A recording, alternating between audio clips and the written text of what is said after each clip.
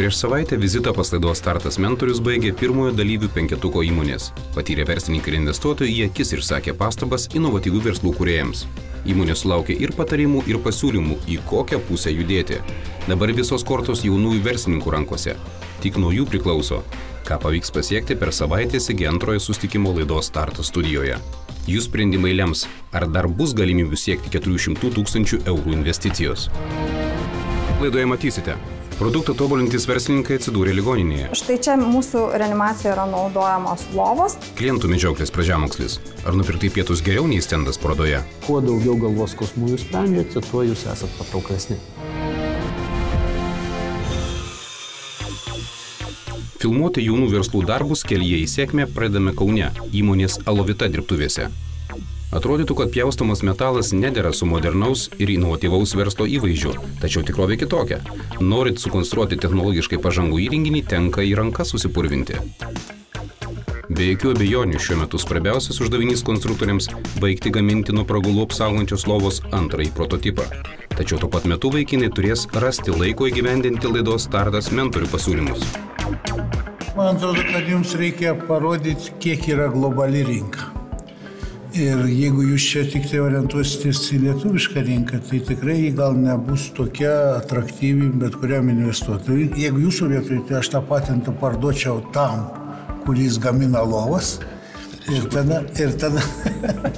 tada užsidirbčiau pinigus, kadangi jis puikiai idėją padarė. Kitam kartui būtų įdomu pamatyti jūsų to konkurento, kur lova kainuoja 5000 eurų funkcionalumą.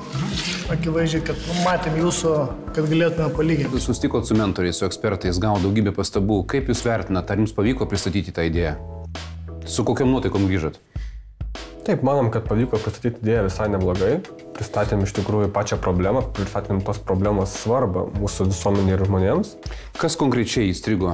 Į kokias pastabas ketinat konkrečias jau atsižvelgti arba jau atsižvelgėt? Tai turbūt ta pagrindinė pastaba, į kurią labiausiai atsižvelgiam ir kur turėjom mažiausiai namų darbų pasidarę, tai buvo finansinių skaičių paruošimas. Tai būtent per kiek reikia investuoti šią idėją, kad neatsipirktų, kad pradėtų pelną generuoti ir panašiai.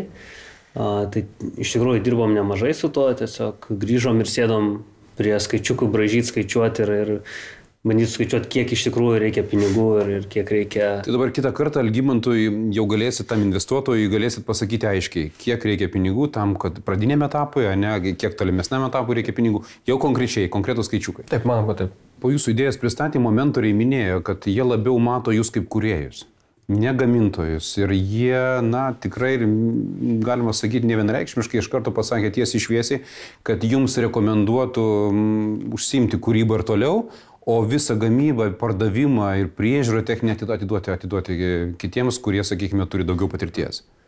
Kaip jūs žiūrite tą idėją?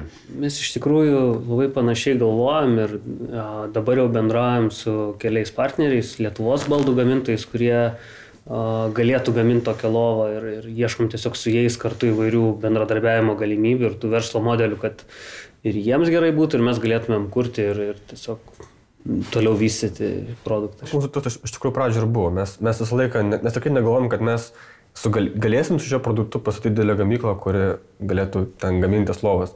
Mūsų iškart buvo verslo modelis tai, kad mes iš tikrųjų esame daugiau R&D kompanija, tai mes užsiimam tyrimais, kuriam, inovuojam tą visą produktą, bet vis dėlto gamybą, infrastruktūrą patikėti tiems, kas tai galų galia geriau išmano ir kas turi ją sukūrusią tokią, kuri būtų mums vertinga ir pritaikoma. Ar tikite į šią idėją? Be jokios abejonės. Jeigu mes netikėtume, mes čia nebūtumėm. Palikime lovos konstruktorius pjaustyti bei gręžti ir iš Kauno persikelkime į Vilniaus universitetą, kur verslo vystymo klausimus sprendžia nanoavionikos komanda. Čia jie dirba kurdami pirmojo Lietuvos palydovo Lituanica Sat-1 antrąją, modernesnę versiją, kurią pavadinę su inžinierišku originalumu – Lituanica Sat-2. Noriu pirmiausia paklausti, koks jūsų įspūdis po susitikimo su ekspertais, su mentoriais? Įspūdis teigiamas, gavom daug gerų pastabų, jau pradėjom atsižvelgti tai ir koreguoti pagal tai, ką mums patarė mentoriai. Į kokias pastabas tikrai reaguosite, ar jau reaguojate?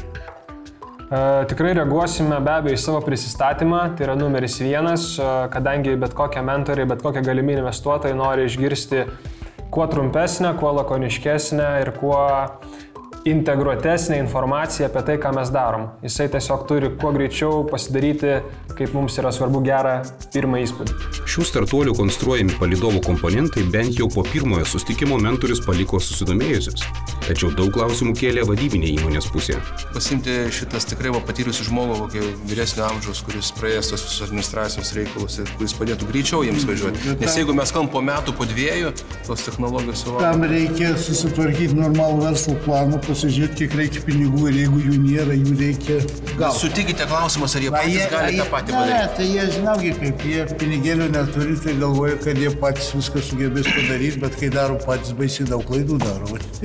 Tai va, dėl to reikalinga šalia patirtis. Ar buvo pastaba iš mentorių, kad galbūt jums reikėtų užsiimti kūrybą, tai ką jūs labai sėkmingai darote, jūsų pirmas palydovas, to akivaizdžiausias įrodymas, ir, sakykime, tą visą dalį, pardaviminę dalį, vadybinę dalį atiduoti tiesiog kitiems? Taip, tai yra pasaulyje priimtina praktika, ypač jeigu kompanijos turi tikslą augti labai didelėmis. Ir be abejo, mes apie tai galvojame, tarp kitko kolega Linas, jisai būtent tam ir yra, atlieka tą funkciją labai gerai verslo vystymo. O ateityje be abejo, kai prasidės kažkokie pardavimai, kai padidės apimtis, tai mes turėsim pagalvoti apie šiek tiek turbūt kitokią valdymo tą sistemą, įmonės verslo valdymo sistemą. Tai be abejo, mes iki to užauksime. Kaip teko domėtis, daugelis įmonių netgi skaudžiai baigė savo likimą po to, kai, reiškia, ateina pašalinis žmogus, kuris tarsi ir nori padėti, bet to kūrėjo produkto akimis jam atrodo, kad jį nori išstumti iš žaidimo ir jisai tarsi tada atsiranda konfliktas ir tai čia iš tikrųjų reikia būti diplomatiškam. Prabėgus porai savaičių po apsilankymo laidos mentorių taryboje, jaunieji verslininkai jau gali pasigirti pirmą apčiuopiamą sėkmę. Turim pirmą užsakymą, būtent 2 truputį paprastesnio produkto negu šitas. Gal galėtume apie daugiau papasakoti, pirmas tas užsakymas, kas tai yra, jeigu kiek leidžia firmos paslaptis, jeigu tai nepažeidžia firmos paslapčių, tai kas tai yra? Tai būtų toks paprastesnis kaip ir kompiuteris, skirtas mažam palydovui ir radio ryšio sistema. Užsakovas užsienietis? Taip, užsienio kompanija. Puikiai pradžia pusė darbo, tačiau jei visus darbus verslininkai darytų tik iki pusės, bankrotas būtų garantuotas. Sustoti negalima. Netrukus laidoje. Nuoširdžiai sakau, mums reikia pagalbos ir tokių projektų modernių. Kuo daugiau galvos skausmų jūs sprendžiate, tuo jūs esat patrauklesni.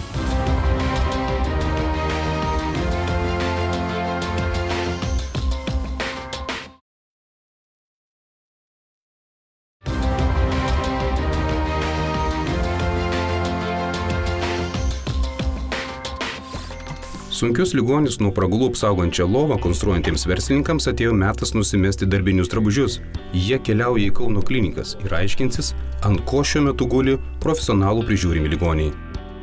Nu tai ką, šiandien mes lankomės Kauno klinikose. Laukia vizitas, su slaugytojams susitiksim, pasižiūrėsim, kaip tos lovos, kokios lovos yra, kaip jos funkcionuoja. Ja, mūsų tikslas iš tikrųjų specialistų išgirsti, kaip ta slauga atrodo, kokiom problemom susiduria, kaip jas dabar sprendžia, kokias priemonės naudoja. Kokie lūkesčiai?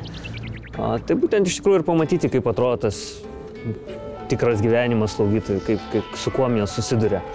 Tiesiog kuo daugiau žinių iš jų išgauti. Supratau, gerai, tai eime.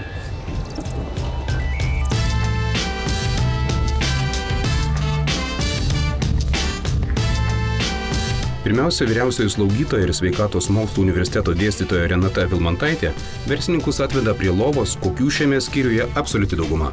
Štai čia mūsų reanimacijoje yra naudojamos lovos, tai kas yra mūsų šiai dienai, kokį turime privalumą lyginant su kitais skyriais, kad mes pulteliu galime pakelti galvūgalį, ištiesinti lovą, nuleisti arba pakelti kojūgalį. Na ir aišku, pati lova keliasi aukštyn žemyn. Jeigu reikalinga pacientą iš lovos iškelti, tai lova nuleidžiama ir tokiu būdu iškeliamas pacientas. Ir tą pultelį turėdamas pacientas pats gali reguliuotis lovos aukštį, galvūgalį ar kojūgalį. Slaugytojų darbas dirbant su tokiam lovom, tai iš tikrųjų vis tiek reikalauja fizinės jėgos, nes matote ir čiužiniai nėra antipraguliniai, jie yra paprasti, tai ir tas vartymas turi būti pakankamai dažnas ir kitų priemonių vartojimas reikalingas. Ir aišku, kai pacientą reikia pakelti į viršų arba jį nuleisti žemyn, tai jau 2 žmonės mažiausia turi tą pacientą imti ir kelti. Pašnekovė atskleidžia, kad tokį darbą dirbantys žmonės ilgainiui patys tampa ligoniais. Jos iš tikrųjų kenčia, turi įvairių ir išvaržų problemų, sąnarių problemų, traumų įvairių pasitaiko ir raiščiai plyšta, visko tikrai yra ir slaugytojos bekilnodamos tos pacientus pačios patampa pacientais. Panašus iššūkiai laukia ir namuose ligonius prižiūrinčių artimųjų. Jeigu namuose yra žmogus, kurį reikia nuolat slaugyti, jį prižiūrėti, vartyti, kelti, nunešti ar nuvesti iki tualeto ir panašiai, tai tie žmonės kenčia. Tai tikrai užuojauta jiems, jie turi didelį darbą. Prie moderniausių įvairia įranga ginkluotų ir visas pusės besivartančių lovų su filmavimo kamera negalėjome įeiti. Reikia saugoti ligonių ramybę. Tačiau konstruktoriai jas atidžiai apžiūrėjo. Tokiom lovom yra suinteresuoti ir ligoniai, ir darbuotojai patys. Ne? Taip, mes ir pacientų jau klausome, kaip jie jaučiasi tokiose lovose. Tai, aišku, ne visi adekvačiai atsako, nes po didelės operacijos, po ilgalaikės narkozės, tai jie ir dar ne visai gali atsakyti tą klausimą. Bet kurie jau normaliai bendraujantis, tai jie patenkinti ir tikrai jaučia malonumą gulėti toje lovoje. Personalas irgi taip pat. Be abejo. Apžiūrėję, kaip dirba ligoninės slaugytojai, Andrius ir Vaidas parodė, kokią lovą konstruoja jie. Mes iš tikrųjų labiau tarkim dėmesį tai, kad ta lova galėtų daryti tai, ką daro visų pirstinis lovas ir kada būtų funkcinė padaryti žmogų ant šono. Tai yra, bent jau kol kas mes ten nedarom galbūt visų važinėjimus ir visą kitą, bet tiesiog... Tobulų reikia, nėra? Jo, bet tiesiog pradėtume kažkur reikia, tai pradėjom nuo truputėlį mažiau. O iš tikrųjų čia paviršiai yra ne gobeleriniai kažkokie, ta prasme, ne medžiaga yra. Medis ir jisai tiesiog nuklijuotas. Na, jų idėja labai graži, iš tikrųjų sveikintina. Jeigu atsiras Lietuvoje tokios lovos, tai puiku, ta prasme, Lietuvoje gamintos. Aišku, stacionarams reikėtų, jeigu būtų skirtos lovos stacionarams, jas reikėtų šiek tiek modernizuoti ir pakeisti.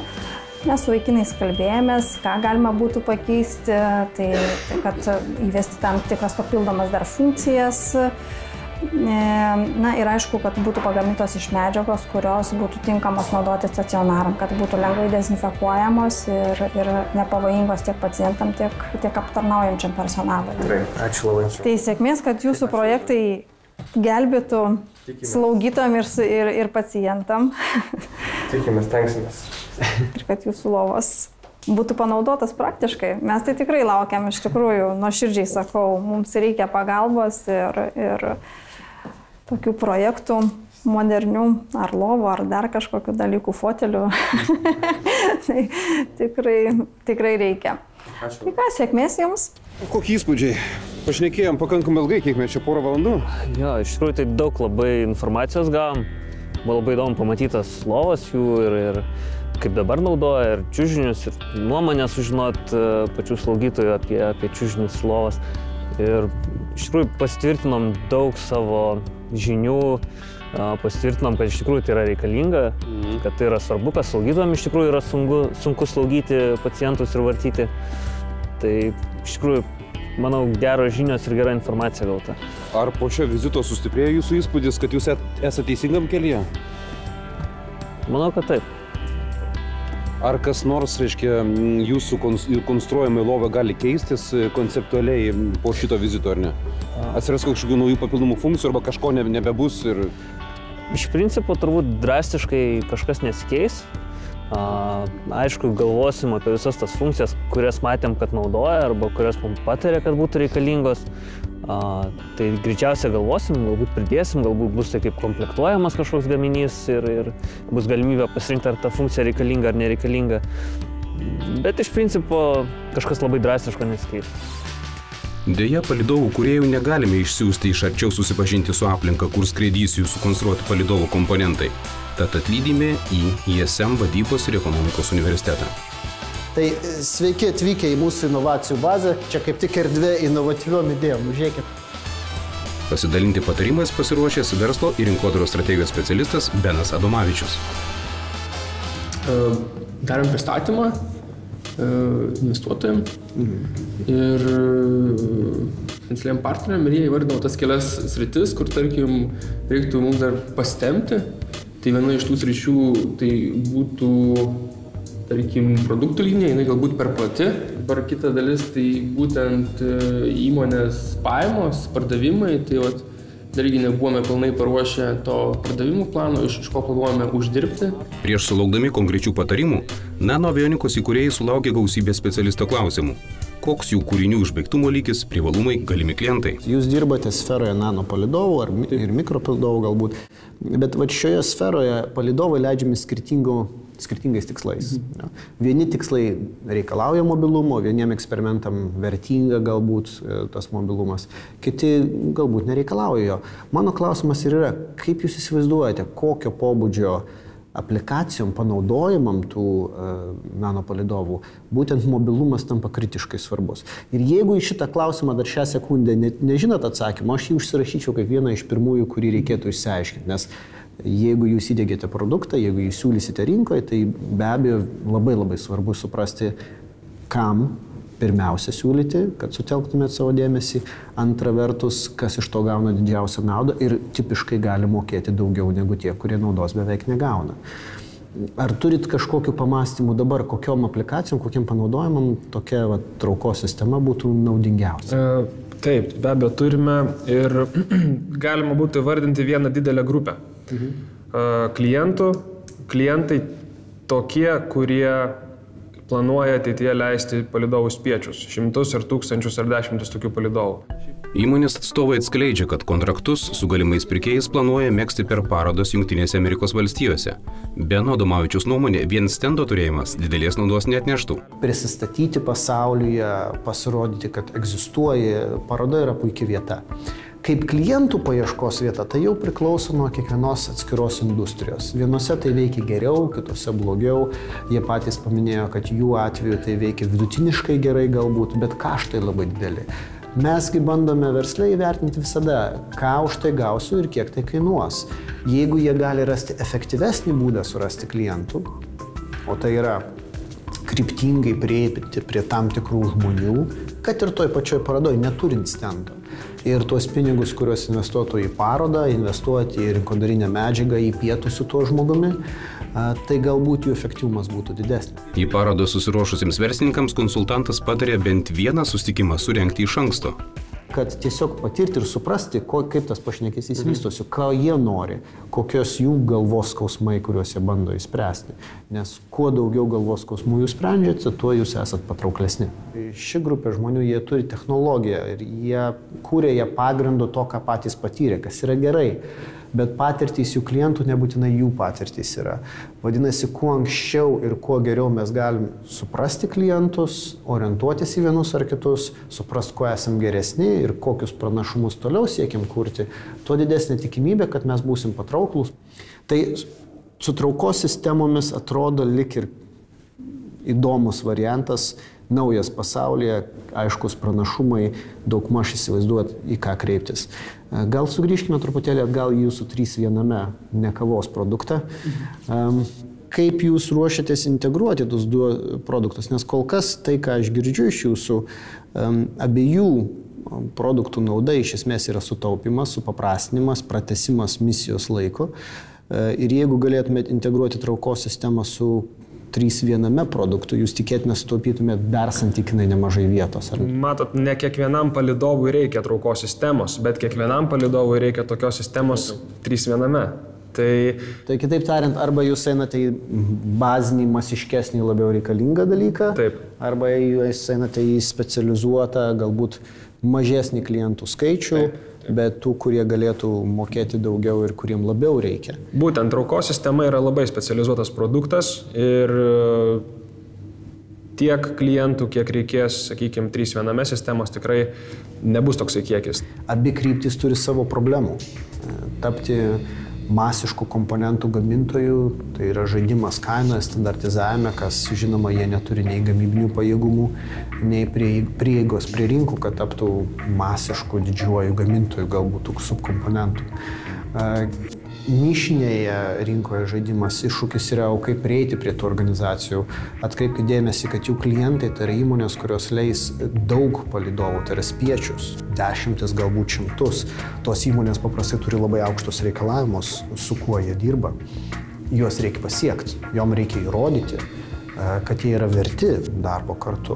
Tai abi kryptys, jos turi savo iššūkių ir potencialiai taip pat galėtų būti ilgalaikė vystymosi kryptis šitai organizacijai. Bet tai spręsis kelių metų eigoje, ko gero. Čia nežinau, gal nėra taip korektiška sakyti, šnekant profesionaliai laikas parodys, bet tiesiog mes galim sau leisti tais pačiais kaštais, tiesiog ar taip tai darome. Ir metų bėgyje mes pamatysime iš tikrųjų, kuris dalykas pasiteisina. Galbūt mums pasisekė, kad mes turim tokias galimybės, kad neturim koncentruotis arba į tą, o galbūt čia trūkumai. Anot Beno Adomavičiaus, technologinės įmonės veiklos pradžioje natūralu vystyti kelis produktus, nes nėra iki galo aišku, kuris labiau patiks rinkai. Tačiau galiausiai vis tiek reikės pasirinkti vieną. Padaryti abu vienu metu bus jiems labai sudėtinga resursų prasme ir išteklių prasme. Bet tas pasirinkimas turi ateiti po rezultatų, po vienu ar kitų pasiekimų. Mes galim daug šnekėti, kad norėtume eiti abiem kryptim ar viena kryptim, bet faktas tas, kad jeigu nesikabina, jeigu klientų neranda, jeigu pardavimai nevyksta, tai ėjimas gausis į niekur, ta įmonė žlugs arba dings. Dėl to šiame etape svarbu yra užkabinti kojomis žemę ir turėti pirmuosius pardavimus ir technologijos įrodymų. Palydovų komponentų konstruktorių konsultaciją tęsime po savaitės. Kitoje laidoje taip pat matysite. Išradėjų išgastis. Ar žinutė Facebook'e gali trukdyti patentuoti savo kūrinį? Dabar jau pradėjau virti, viskas galvoje susimaišė. Prie švaros įpratę mokslininkai ieško, iš kur gauti teršalų. Kokie žmonės mums galėtų suteikti analizai medžiagos?